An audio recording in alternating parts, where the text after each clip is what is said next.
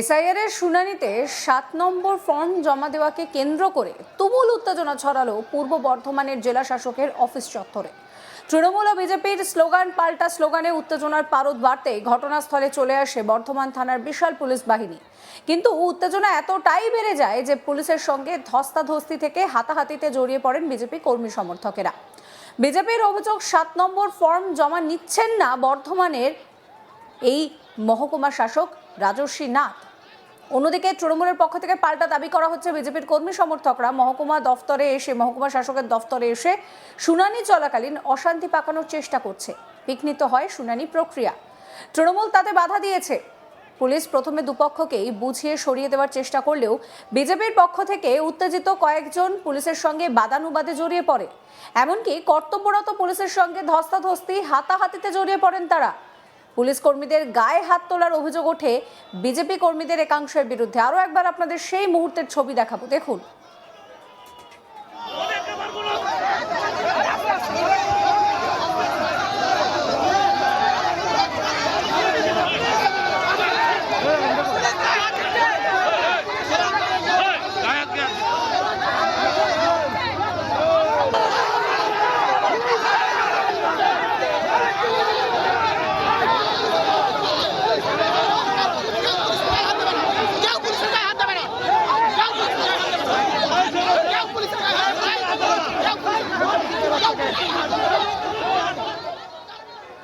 বিজেপির দাবি, পুলিশ মহিলা বিজেপি কর্মীদের সঙ্গে খারাপ আচরণ করেছে। ধস্তাধস্তির সময় পুলিশ কার্যত নীরব দর্শকের ভূমিকা পালন করেছে।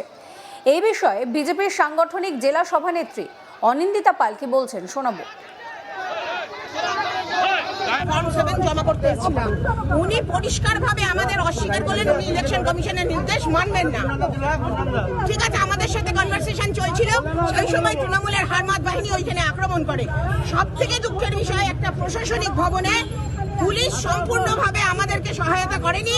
তৃণমূলের চটি চাটতে চাটতে ওদের জিপ হয়ে গেছে এবং তৃণমূলের পুলিশের একজন কনস্টেবল আসিফ ইকবাল ইচ্ছা করে করে আমাদের মেয়েদের প্রাইভেট পার্টে হাত দিয়েছে এবং আমাদের গায়ে হাত দেওয়ার সময় কোনো মহিলা পুলিশের উপস্থিতি ওইখানে ছিল না। আমাদের ছেলেদেরকে মেরেছে, অথচ ওদের ছেলেদেরকে মারেও নি, প্লাস তোলেও নি, ওদেরকে প্রোটেকশন দিয়েছে আর আমাদেরকে খালি সরিয়ে দিচ্ছে এইখান থেকে। এর পরিবর্তে আপনারা কি করবেন? ওদের নির্দেশ অনুসারে আমাদের 3টে ছেলে তুলে দিয়েছে।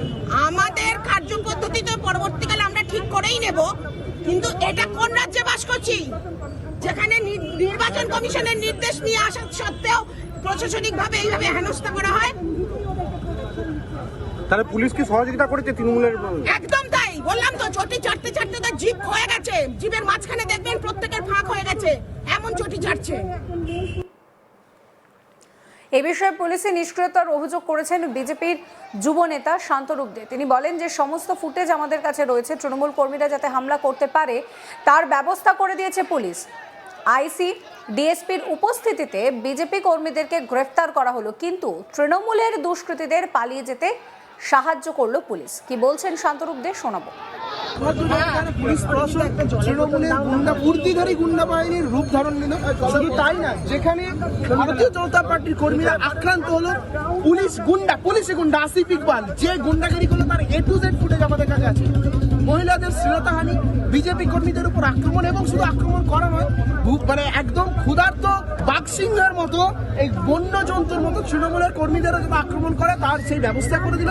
তারপরেও দেখা গেল কিরকম ভাবে আইসি এবং ডিএসপির উপস্থিতিতে ভারতীয় জনতা পার্টির কর্মীদেরকে অ্যারেস্ট করা হলো, টেনে হিচড়ে তুলে আনা হলো যারা বেরিয়ে এসেছিল।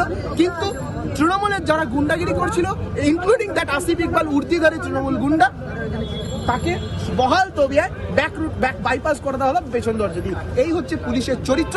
আমরা গোটা পশ্চিমবঙ্গ জুড়ে পুলিশের যে নক্কারজনক চরিত্র দেখতে পাচ্ছি বর্ধমানের কোর্ট চত্বরে, তার কোনো ব্যতিক্রম হলো না। এই পুলিশ প্রশাসনকে আমরা ধিক্কার জানাই এবং এই এসপিও যে এই অর্ডার কপিকে অমান্য করলো, এই ইসিআই অর্ডার কপিকে যে অমান্য করলো, তার জবাব কিন্তু এসডিও পুলিশ প্রশাসন প্রত্যেককে দিতে হবে। পুলিশ প্রশাসনের উপস্থিতিতে ভারতীয় জনতা পার্টির কর্মীদের উপর আক্রমণ এবং পুলিশ নিজে গুন্ডা বাহিনী রূপে যে আজকে ভূমিকা ধারণ করলো, মে মাসের পর এই পুলিশ প্রশাসনকে ভারতীয় জনতা পার্টির সরকারের আন্ডারে কাজ করতে হবে। এটা যদি ভুলে যায়, সেটা কিন্তু সময় উত্তর দেবে, জনগণ উত্তর দেবে। অন্যদিকে তৃণমূলের দাবি, তৃণমূল স্লোগান দেয়নি, বিজেপির স্লোগানের পাল্টা স্লোগান সাধারণ মানুষ দিয়েছে।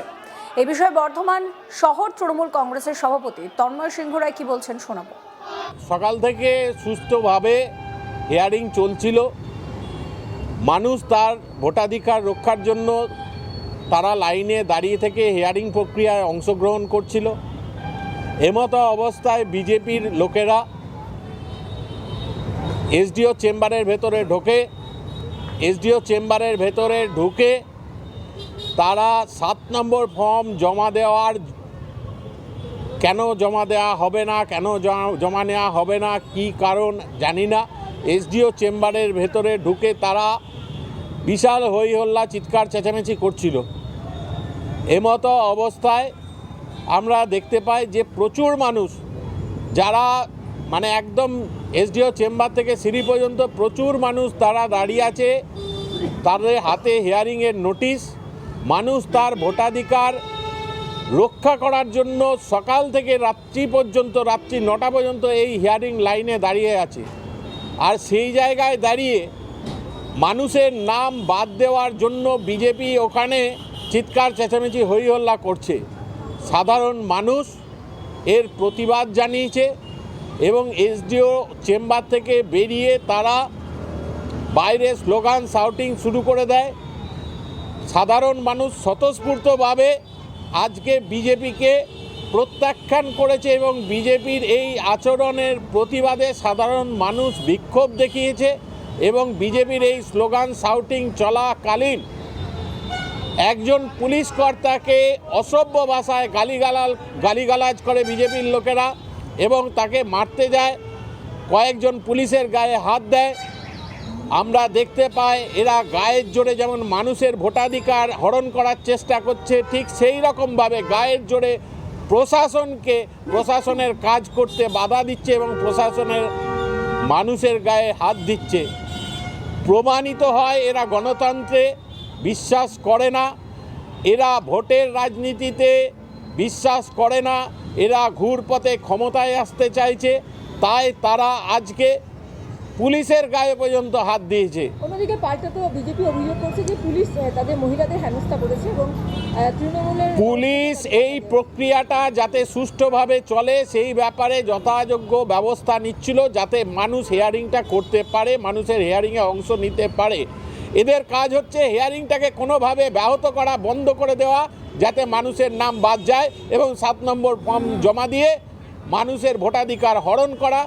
এটাই হচ্ছে ওদের প্রকৃত উদ্দেশ্য। মানুষ সেটা বুঝতে পেরেছে, মানুষ স্বতঃস্ফূর্তভাবে প্রতিবাদ জানিয়েছে।